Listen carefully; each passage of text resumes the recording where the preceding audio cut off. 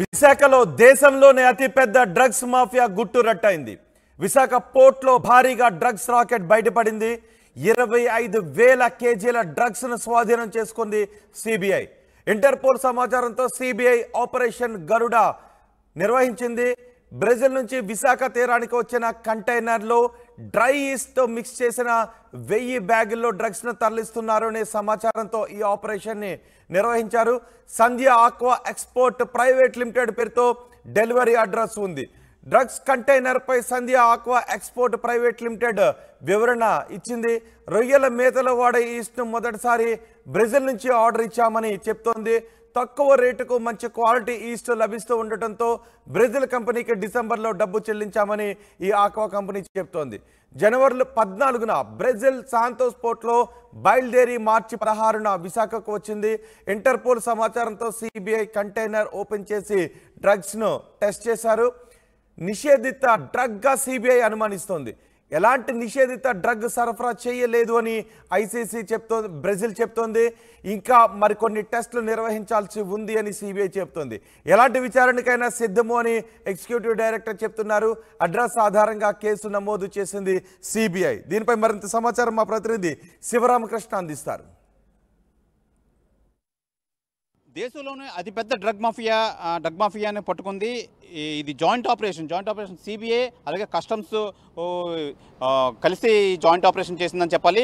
ప్రధానంగా విషయానికి వస్తే వివరాల్లోకి వెళ్తే ఇది బ్రెజిల్ నుంచి 25,000 కేజీలు ఈ డ్రగ్స్ అయితే రావడం అయితే జరిగింది. దాన్ని ఈ గూఢాచారులు ఎవరైతే ఉన్నారో గూఢాచారులు సందేశం ప్రకారం వీళ్ళు మన సిబిఐ కానీ కస్టమ్స్ కానీ వీళ్ళు చాకచక్యంగా ఇది ఎక్కడి నుంచి వస్తుంది ఏంటి అని చెప్పి పట్టుకోవడం అయితే జరిగింది. ప్రధానంగా మనం అయితే ఇప్పుడు విశాఖ కంటైనర్ టెర్మినల్ వద్ద అయితే ఉన్నాం. అయితే కొన్ని భద్రతా చర్యలలో భాగంగా మనం అయితే దాన్ని చూపించలేకపోతున్నాం. అయితే ప్రధానంగా ఈ విదేశాల నుంచి వచ్చిన స్టాక్ కానీ లేదంటే గూడ్స్ సంబంధించి నౌకలు కానీ అన్నీ మన విశాఖ కంటైనర్ టెర్మినల్ అనే ఏరియాకి అయితే వస్తుంటూ ఉంటుంది.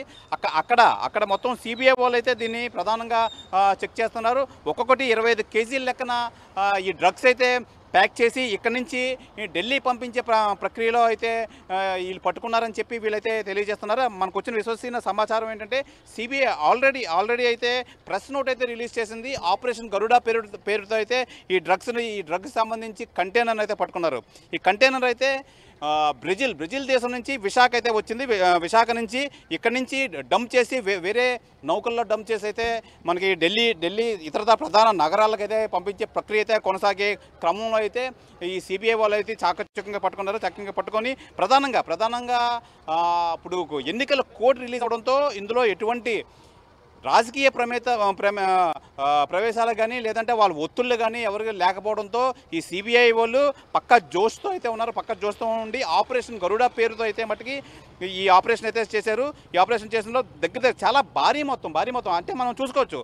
ఈ మధ్యన సింగం అనే సినిమాలో ఏ విధంగా అయితే ఈ డ్రగ్స్ మాఫియాని ఎలా చూపించారో అదేవిధంగా దేశంలో అతిపెద్ద డ్రగ్ ఆపరేషన్ అని చెప్పుకోవాలి. ఇక్కడ ఆపరేషన్ గరుడ పేరుతో అయితే ఇదైతే జరిగింది.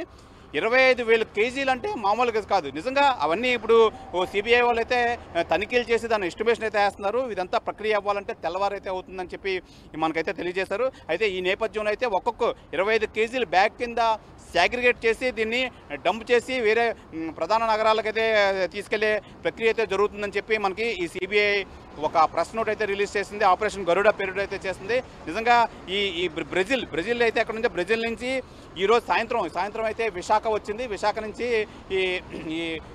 ఈ మొత్తం వ్యవహారాన్ని అయితే నడిపించే ప్రక్రియలో అయితే మన సిబిఐ కానీ కస్టమ్స్ కానీ పట్టుకున్నారు. అయితే దీనికి సంబంధించి ఎటువంటి విజువల్స్ అయితే మనకి బయటకు రాకుండా ఉంటుంది. ఎందుకంటే ప్రధానంగా చెప్పుకోవాలంటే ఇది సిబిఐ అలాగే కస్టమ్స్ సంబంధించి కాబట్టి దీనికి సంబంధించి ఎటువంటి వీడియోలు కానీ ఎటువంటి సమాచారం కానీ చాలా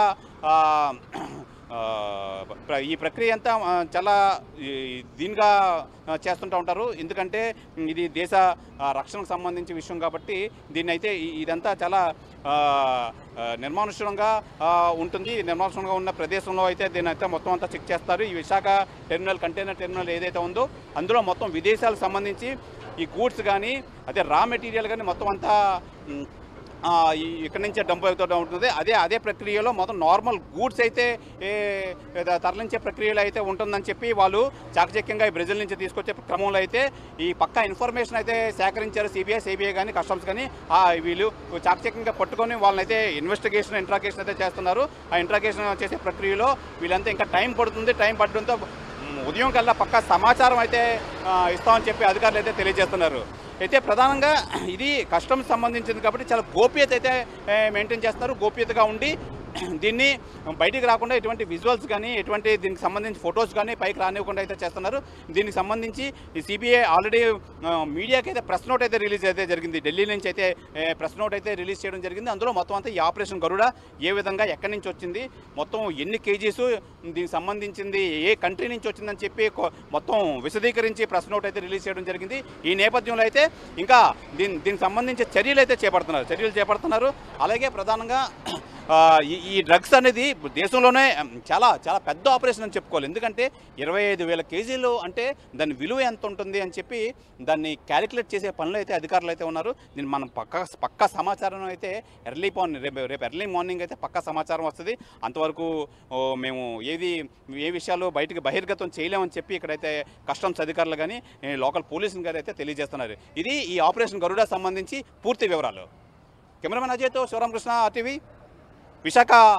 నా పేరు హరి అండి. నేను సంధ్య అగ్రో ఎక్స్పోర్ట్స్లో ఎగ్జిక్యూటివ్ డైరెక్టర్గా పనిచేస్తున్నానండి. మేము ఈ సంవత్సరం ఫిబ్రవరిలో నేను ఎగ్జిక్యూటివ్ డైరెక్టర్. ఈ సంవత్సరం ఫిబ్రవరిలో కొత్తగా ఫీడ్ ప్లాంట్ స్టార్ట్ చేసామండి. దానికి మనం రకరకాల రా మెటీరియల్స్ వాడతామండి. మైదా లాంటిది, సోయా లాంటిది, ఫిష్ మీల్ లాంటిది, ఇలా ఒక 10-15 వెరైటీస్ ఆఫ్ రా మెటీరియల్ వాడతాం. సో దాంట్లో ఈస్ట్ అనేది ఒకటండి. మనం ఈస్ట్ జనరల్గా ఇండియాలో కూడా కొన్ని కంపెనీలు ఇంపోర్ట్ చేసి అమ్ముతుంటాయండి. దానికంటే ఈ బ్రెజిల్లో దొరికే ఐసీసీ కంపెనీ ఈస్ట్ క్వాలిటీ బాగుంటుందని చెప్పి కొంతమంది న్యూట్రిషనిస్టులు కానివ్వండి, లేకపోతే మనకు తెలిసిన ఇండస్ట్రీలో ఉన్న వాళ్ళు సజెస్ట్ చేస్తే ఈ కంపెనీని అప్రోచ్ అయ్యి వాళ్ళతో మెయిల్ కమ్యూనికేషను, వాట్సాప్ కమ్యూనికేషన్ చేసి మనం ఆర్డర్ ప్లేస్ చేసి అది తెప్పించామండి. కాకపోతే అది దాంట్లో ఏముందో ఏంటిదో అనేది మనకు తెలియదండి. మనం ఫస్ట్ టైము తెప్పించాం. మొన్న 19వ తారీఖు వచ్చింది. అది వచ్చిన తర్వాత దాంట్లో ఏదో సస్పీషియస్గా ఏదో ప్రొడక్ట్ ఉందని చెప్పి మనకి ఆ రోజు 19th మార్నింగ్ ఇన్ఫర్మేషన్ వచ్చిందండి. మేము వెళ్ళి అక్కడ అటెండ్ అయ్యాము. అక్కడ సిబిఐ వాళ్ళు వచ్చి వాళ్ళు టెస్ట్ చేసుకున్నారండి. దాంట్లో వాళ్ళకి ఏదో వాళ్ళ ప్రిలిమినరీ టెస్ట్లో అది సస్పీషియస్ కనిపిస్తుందని వాళ్ళు అన్నారు. సో దాన్ని రెండో రోజు కూడా మళ్ళీ టెస్ట్ చేశారు. రెండో రోజు కూడా సస్పీషియస్గానే ఉందని చెప్పి దాన్ని ఫైనల్గా ల్యాబ్ టెస్ట్కి పంపుతాను అన్నారు. సో ఇది ఏదనేది డిక్లేర్ అనేది ల్యాబ్లో కానీ మనకు తెలియదని చెప్పారండి వాళ్ళు. సో రేపు ల్యాబ్ కోసం శాంప్లింగ్ రేపు జరుగుతుందండి. దాంట్లో అది ల్యాబ్కి వెళ్ళిన తర్వాత ఒక 1 వీక్ 10 డేస్లోనూ అది రిజల్ట్ వస్తుంది. దాన్ని బట్టి కానీ మనం అసలు దాంట్లో ఏముంది ఏంటనేది ఎవరికి తెలియదు. మనకి సప్లై చేసిన వాళ్ళు కాంటాక్ట్లో ఉన్నారు. వాళ్ళు మన అథారిటీస్ అందరితో మాట్లాడుతూ ఉన్నారు. వాళ్ళకి ఎప్పుడు ప్రపంచంలో ఇలాంటి జరగలేదని చెప్తున్నారు వాళ్ళు. ఇన్ఫర్మేషన్ అంతా మనం అందరికీ గవర్నమెంట్ డిపార్ట్మెంట్స్ అందరికీ షేర్ చేసాం. మనమైతే వెయిట్ చేస్తున్నాం. సార్ దాంట్లో ఏముందో మనకి తెలియదు. మనం అయితే అలాంటిది ఏది మా కంపెనీ మేము కానీ ఎప్పుడు చేయలేదు. అలాంటిది దాంట్లో ఏముందనేది మనకి తెలియదండి. అది గవర్నమెంటే దాన్ని చేసి చెప్తారండి మనకి. ప్లస్ ఈ ప్రోడక్ట్ ఆల్రెడీ ఇంతకుముందు నుంచి 3-4 years నుంచి వివిధ కంపెనీల వాళ్ళు కూడా తెప్పిస్తున్నారు. అంటే అంత కాన్ఫిడెన్స్ మీరు చెప్తున్నా ఈ ఎఫ్ఐఆర్ లో వాళ్ళు అదే అండి మాకు అదే తెలియదండి. అదే ఏంటిది అనేది. అంటే అది రేపు టెస్ట్ అయితే గానీ మనకి అర్థం కాదు. ఐసీసీ బ్రెజిల్ అండి. మీ ఎక్స్పోర్ట్ చేసినటువంటి కంపెనీ రెండు ఒకటేనా లేదా వేరే వాళ్ళు ఎవరైనా ఏజెన్సీ మారిందంట? ఎక్స్పోర్ట్ కాదు, మేము ఇంపోర్ట్. మా ఫీడ్ ఫ్యాక్టరీకి ఇంపోర్ట్ చేశారు. అక్కడ వాడు ఎక్స్పోర్ట్ చేయడానికి వేరే లేదండి, వాళ్ళే పంపించారు. డైరెక్ట్ వాళ్ళే కంపెనీ వాడే డైరెక్ట్ గా పంపించారు. ఆ కంపెనీ సేల్స్ మేనేజర్ తో నేను మాట్లాడుతాను. మీరు వెబ్సైట్ లో చూస్తే ఆమె పేరు ఇసబెల్లా అని ఉంటుంది.